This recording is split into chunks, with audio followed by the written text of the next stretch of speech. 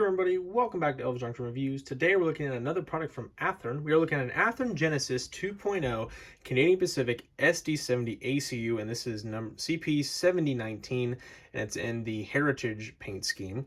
As you see, it says Tsunami 2 LED lighting with sound, and we're going to be looking at it here today. Here it is in this beautiful Athearn Genesis box. This is the most updated logo of Athearn Genesis.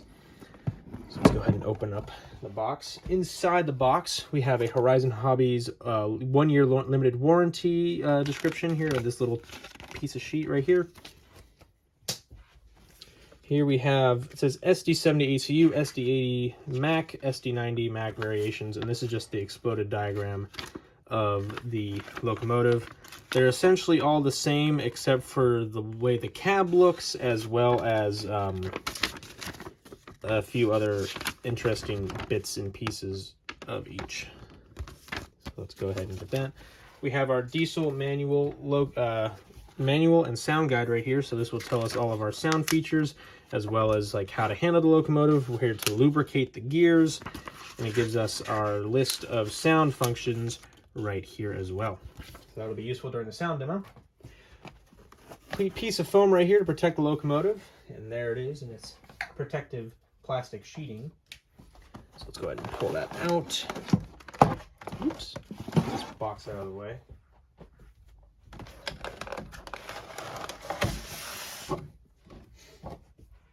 We have a plastic piece of foam right here. So open that up. And there she is inside. And already it looks very nice indeed. We got pieces of foam keeping the handrails from being bent and such what. So let's see if we can get these things out of here without damaging anything.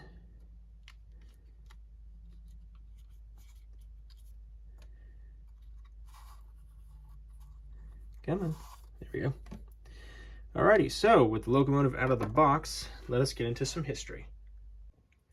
Starting in 2018, Canadian Pacific announced a plan to acquire 30 SD70ACU units from EMD Progress Rail using their laid-up fleet of SD90 Mac locomotives as core units.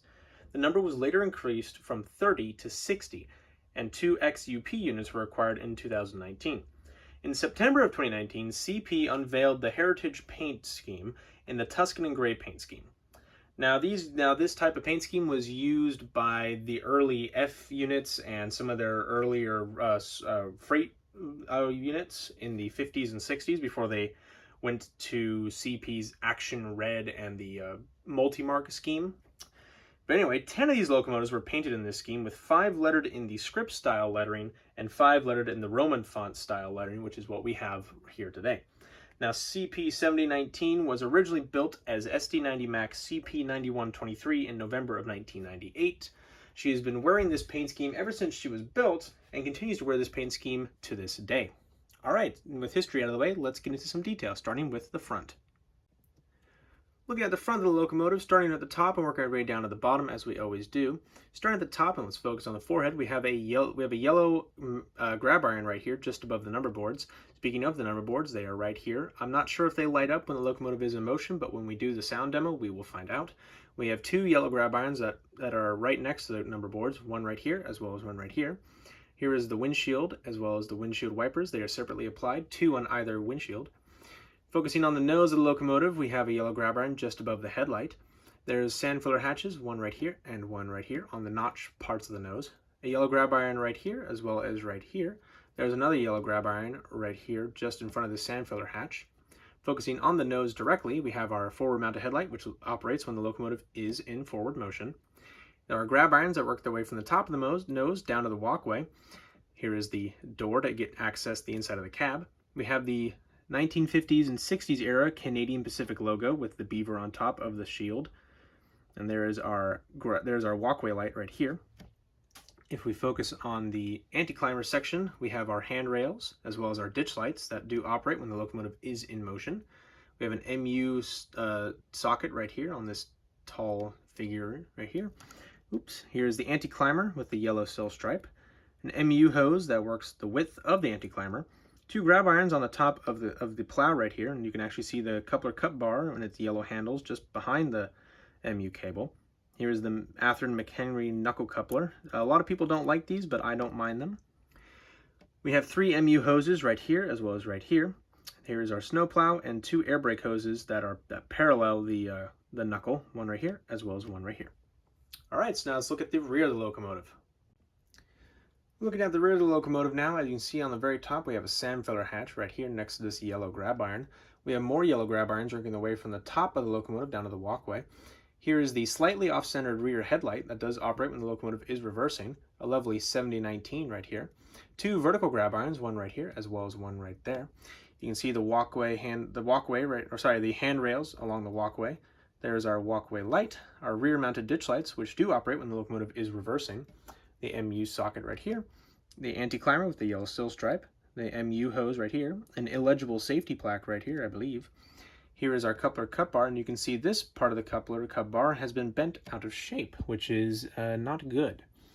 And that could take points off for that. We have 2 little grab irons, one right here as well as one right there. You can just see it underneath the MU hose. Here are our MU hoses right here as well as 3 here. Our rear coupler, 2 air hoses as well as the spare knuckles, one right here as well as one right here. F to indicate for the front of the locomotive and E to locate the end of the locomotive. And you can see the handrails that lead off the steps here. All right, so now let's look at some side detail. Looking at the conductor's side of the locomotive here, right off the bat, you can see the walkway light right here. I'm not sure if it lights up or not, so we will find out during the sound demo. There's actually there's some illegible safety stickers right here on just between the top and bottom step there. There's a large F to indicate this is the front of the locomotive, along with another illegible safety placard. We can see the lovely 7019 right here just below the cab windows, and there is the sunshade, one of the few CP locomotives to actually feature sunshades. You can see the phenomenal truck detail around here. You can see like the springs and the hoses for the brakes and also the sand dispensers, and because it's a Genesis 2.0, it comes with rolling end caps, which is a really great addition to this locomotive. Some electrical boxes as we move along the side of the locomotive. Moving the locomotive along, you can see the lovely Canadian Pacific in the Roman style font, as well as the massive fuel tank that came with this locomotive.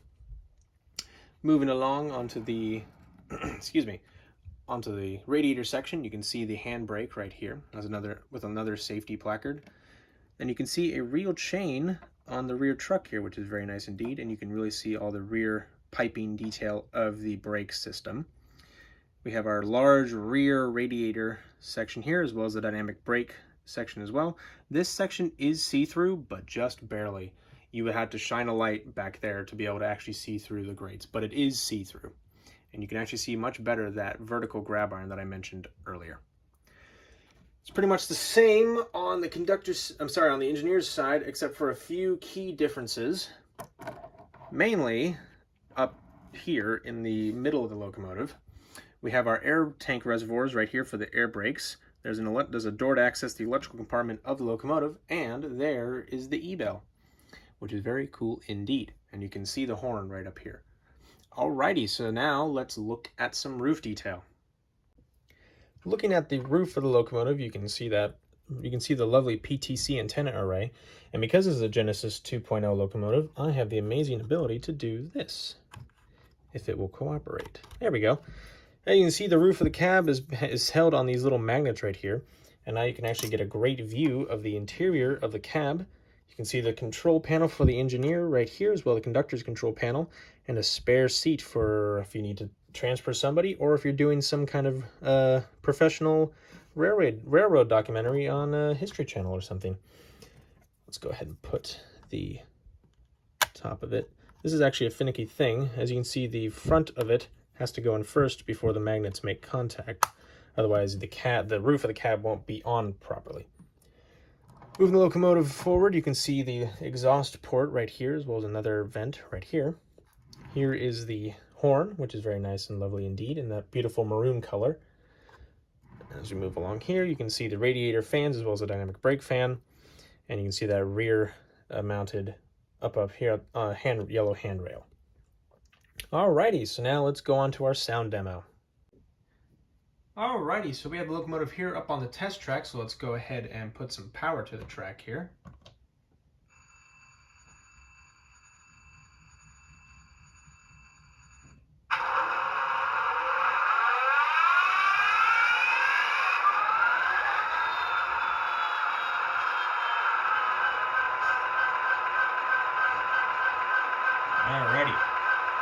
that was the locomotive starting up. The startup sequence. F0 is the main headlight. You can see there it is on. For tsunami locomotives that are equipped with tsunami decoders, F5 is the ditch lights. Those are rather bright. F1 is the bell.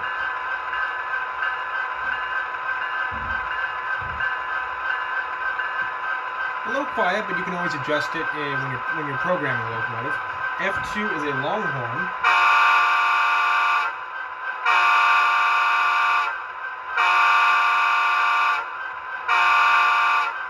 And F3 is a short horn. F4 is the dynamic brakes or straight to idle. It'll do either. Let's see what it does. I think it went straight to idle. Now F7 is a dimmer and cab chatter, so listen closely.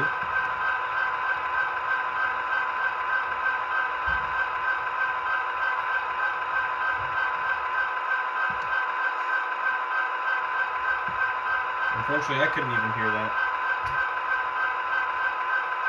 Now, F9 is a half volume, so actually let's see what happens here.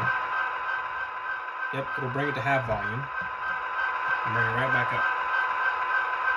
Now there are a few more functions that we could use, however I cannot get to them, I believe, which is unfortunate. But F10 is a straight to 8 or sander valve. F11 is the brake set or release. F12 is brake select. F13 is the couple/uncouple mode. Basically what F3 in a loc sound decoder would do. F15 is the handbrake. F16 is the head-end power mode if you have it equipped in the locomotive. And there's a few other things in there that unfortunately we cannot go to. However, what we can do is that we can throw it into reverse and watch her go down the test track a little bit. So here we go.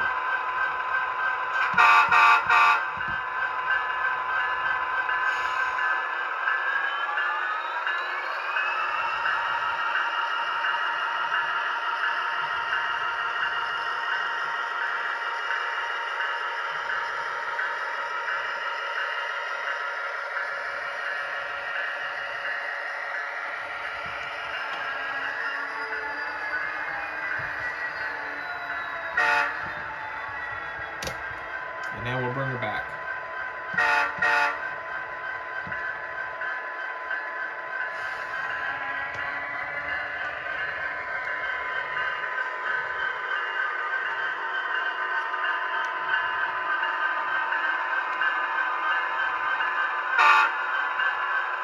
Alrighty, so let's turn off the ditch lights, turn off the main headlight, turn the power off, and now let's get into my final thoughts. So overall, this is a beautiful looking locomotive. Except for the one coupler cut bar handle that was bent out of shape, I found nothing else wrong with this locomotive. It looks great, it sounds great. Sure, it's a little loud and a little quiet in some areas, but you can always adjust the volume when you're programming the locomotive yourself. But anyway, I highly recommend you get one if you can. They're selling out pretty quickly because they are SD70ACUs and they are pretty popular. But anyway, I got mine at lombardhobbies.com. There will be a link to their website in the description down below, so definitely check them out. And thank you very much for watching. If you enjoyed this video, please hit that like button. Also subscribe if you have not, and hit the notification bell to see what I have to upload next. But anyway, thank you very much for watching, and I'll see you guys in the next one. Bye for now.